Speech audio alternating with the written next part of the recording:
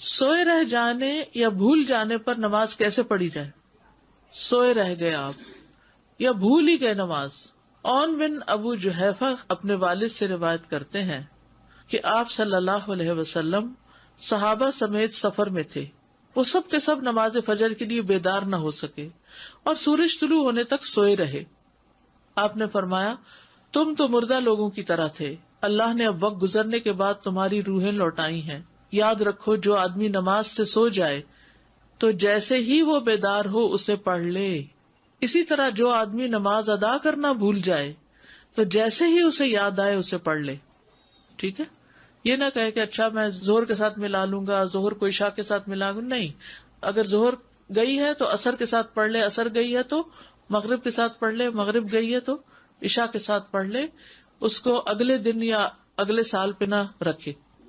عبداللہ بن ابی قتادہ اپنے والد سے روایت کرتے ہیں، انہوں نے فرمایا ہم ایک رات نبی صلی اللہ علیہ وسلم کے ہمراہ سفر کر رہے تھے. کچھ لوگوں نے عرض کیا اللہ کے رسول، تو لوگوں میں سے کسی نے کہا کاش کہ آپ ہمارے ساتھ پڑاؤ ڈال لیں.